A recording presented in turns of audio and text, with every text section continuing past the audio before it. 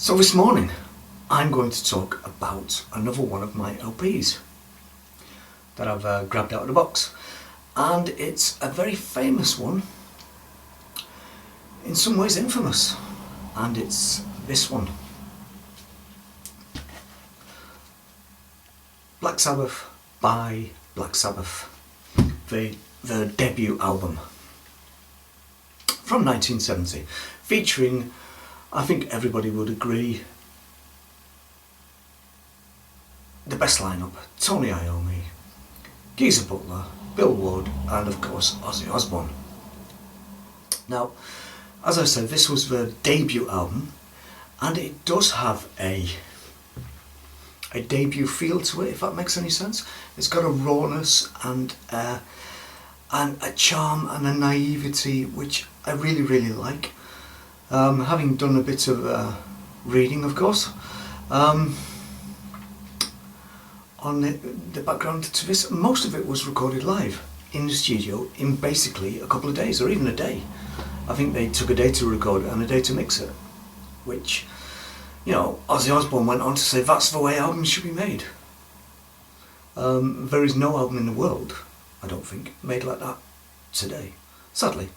Anyway, so what have we got on here? We have, of course, I mean, if I tried to rank the songs on this, I couldn't possibly do it, because to me, the whole thing is stunning. It's a work of art.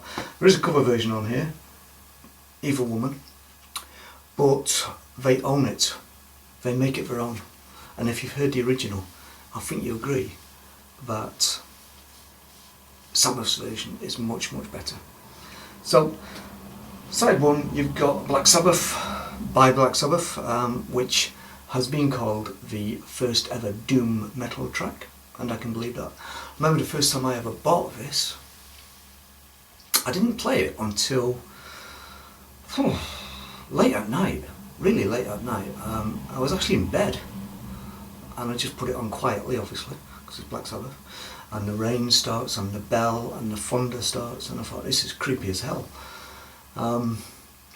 And so that left quite an impression on me, to hear this record for the very first time in subdued lighting. It was winter, and this image to me says winter. You know, that's a winter image if there ever are an autumn image. And it was that time of year I first heard it, so it made quite an impact on me. I thought, wow, this is an extraordinary record. And it just got better and better as the songs went on. There's a lot of guitar soloing on here from Iommi, particularly on side two. Side two is essentially pretty much one big long guitar solo, which, because Tony Iommi is such an original player for various reasons,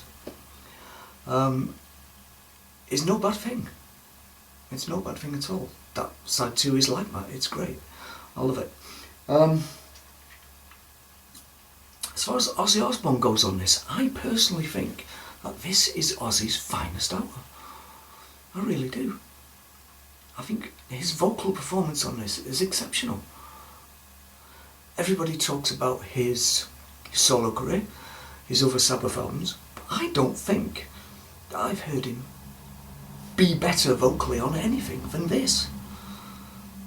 It's my favourite Ozzy Osbourne performance. So, the history of this record,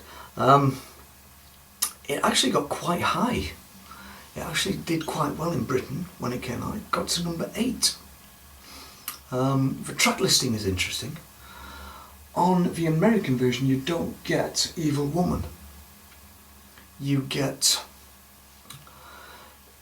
this little blues, sort of jazz bluesy number, which is called Wicked World. You get that instead. Now, Wicked World is a great song. I personally think this album would be even stronger with Wicked World on it, as well as Evil Woman. But you have to get the CD for that, a remastered CD for that, which I've got, and Wicked World is a great song. Another brilliant performance by Ozzy. What a vocalist on this album. I mean, he's just absolutely exceptional. It really is his tour de force. as far as I'm concerned. So produced by Roger Bain. Apparently, like I said, they just went into the studio. He didn't interfere too much. They played essentially their live set, recorded it, got out of town, went to the pub, and that was that. It was done. Maybe that is the future for making records, because if you can make a record like that, this good, in that way, maybe more bands should try it. Maybe more bands should do it. Who can say? But in the digital age, I think that's highly unlikely. So, have you heard Black Sabbath by Black Sabbath? If you haven't, go listen to it. Have a listen to it. You won't be disappointed. If you like guitar music, electric guitar music, okay? And you can stand very long guitar passages, solos, highly original, don't get me wrong, then I think you'll love this album. I really do. So that's Black Sabbath by Black Sabbath from 1970.